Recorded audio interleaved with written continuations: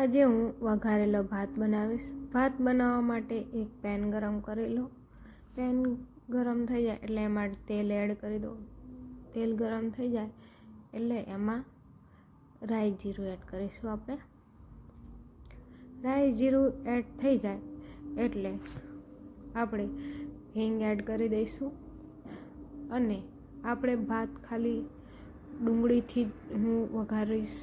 ડુંગળી અને ઝીણું કાપેલું લીલું મરચું આ બંનેને એડ કરી દઈશું અંદર અને સતળાવા દઈશું। હળવા હાથે એને હલાવી લઈશું। આ બધી પ્રોસેસ આપણે ધીમા તાપે જ કરવાની છે।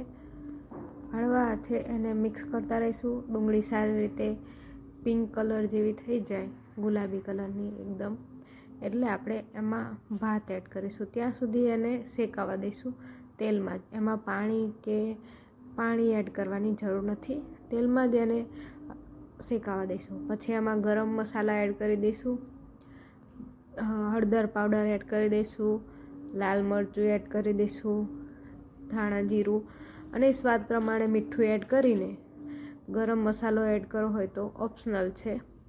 આમાં તમે ડુંગળી, ટામેટું, લીલું મરચું જેટલા વેજીટેબલ નાખવા હોય એટલા બધા જ નાખી શકો છો। અને પછી એ બધાને મિક્સ કરીને એને તેલમાં થોડીવાર ગરમ મસાલાને બધાને સતળાવા દઈશું। પછી એમાં આપણે સારી રીતે મિક્સ કરીને એમાં ભાત એડ કરી દઈશું। ભાત એડ કર્યા પછી એને પણ હળવા હાથે હલાવી લઈશું। આમાં હું તો ભાત ઓહાયેલા જ એડ કરું છું, એટલે એકદમ છૂટો દાણો પડે, ભાત વઘારવામાં સરળતા રહે અને છૂટો દાણો પુલાવ જેવા જ ભાત આપણે વઘારેલા થાય। હળવા હાથે ભાત ભાગી ના જાય એ પ્રમાણે આપણે એને હલાવી લઈશું। સારી રીતે મિક્સ કરીને આપણે એ ભાતને સર્વ કરવા માટે તૈયાર છે। આમાં તમે જેટલા વેજીટેબલ એડ કરી શકો, જેટલા વેજીટેબલ ભાવતા હોય એ બધા વેજીટેબલ એડ કરીને આપણે ભાત બનાવી શકીએ છીએ। એટલે એક જાતનો પુલાવ કહો, ભાત વઘારેલા કહો કે બિરયાની કહો, જો બી કહો એ બધું જ આવી રીતે બનાવી શકો છો તમે।